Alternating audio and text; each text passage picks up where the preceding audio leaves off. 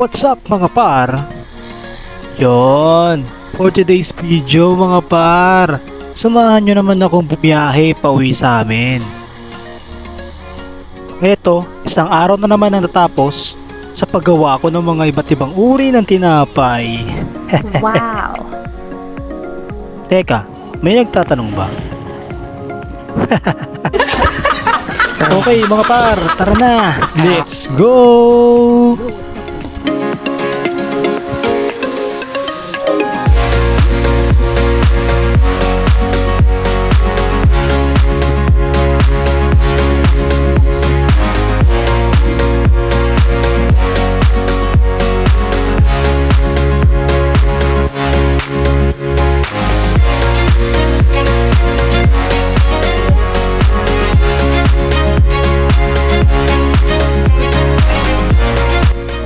Ngayon pala papakita ko sa inyo mga par kung saan ako nadaan, lalo na kung gusto ko ng mabilisang biyahe pa uwi.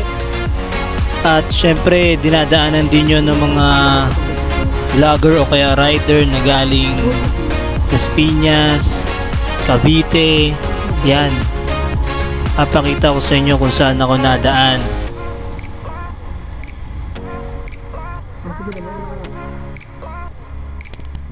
Oops, wait lang. Sige. Mauna na kayo mga par. Ingat kayo.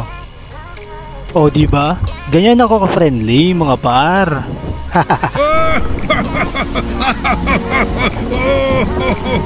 Wow.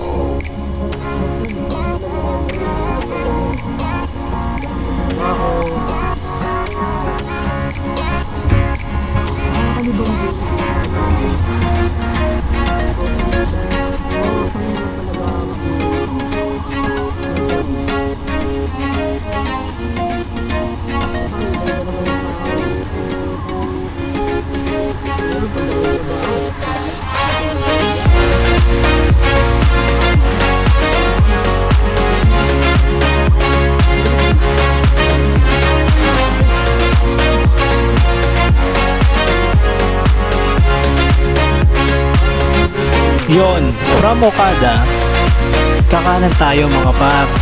Yan, kanan papuntang PTEX yan eh. PTEX Terminal. Dire-diretso lang.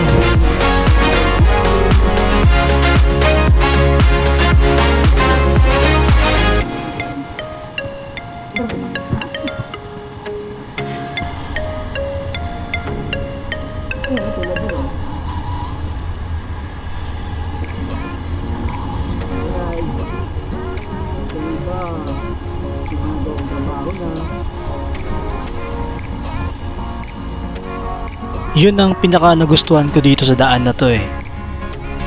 Bali, isang stoplight lang kasi yung madadaanan dito. Yun, stop muna tayo mga par. Isa lang naman to. Yes! Isang stoplight lang.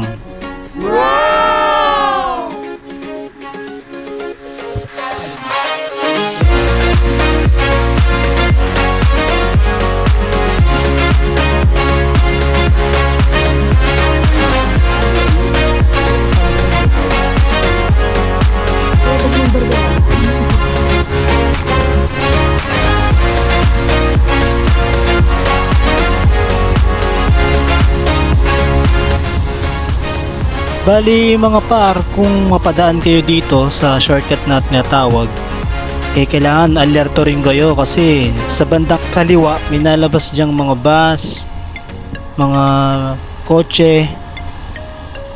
Minsan dyan sila naligo eh, kaya konting ingat lang mga par. Okay.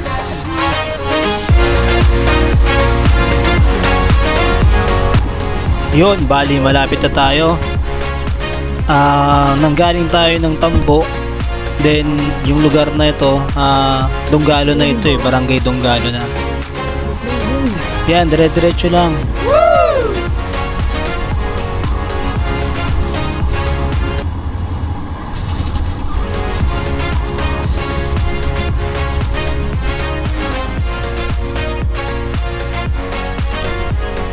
Yun, tapos yan, kakaliwa ka, kaliwa.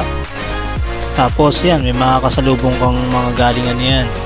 galing Las Piñas, galing ng mga Cavite. Ayan. Bali, bigayin sa daan. Ingat lang mga par kasi medyo malubak din ng ibang daan dito eh. Pero all goods naman dito.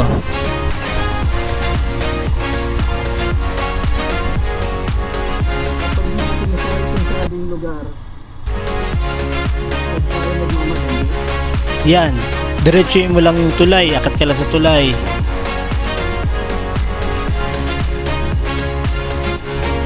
Tapos bebenking ka ng konti.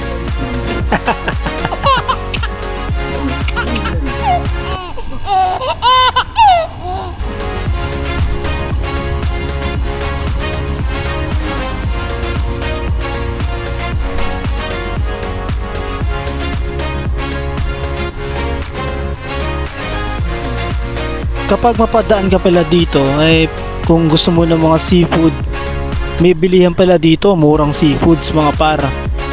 Ito madadaanan natin, yan no. Sa may bandang kaliwa, yan yung Bulungan Port. Diyan nabili yung mga sa palengke, nabili ng mga seafoods, mga murang seafoods. Diyan ang bagsakan niya mga para. Pwede kayo huminto diyan at para bumili.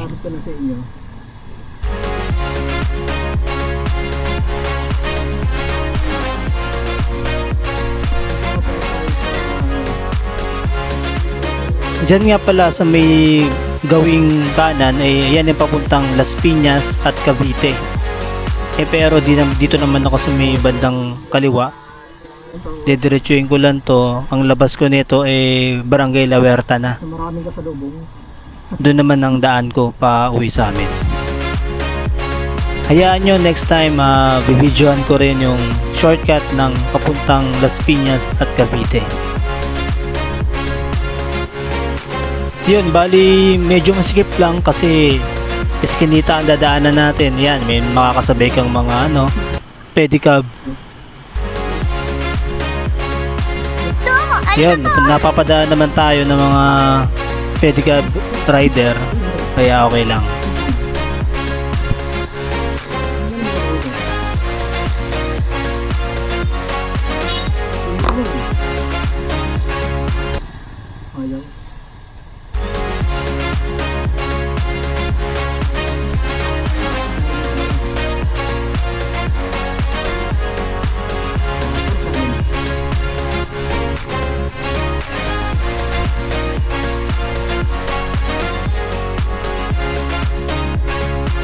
A few moments later.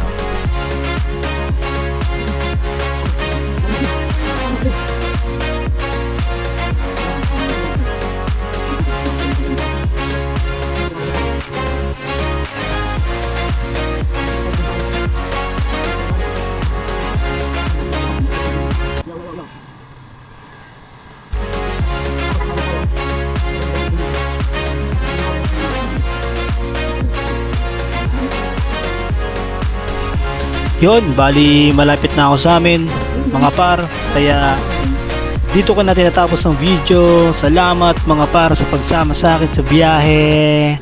Yo yo yo.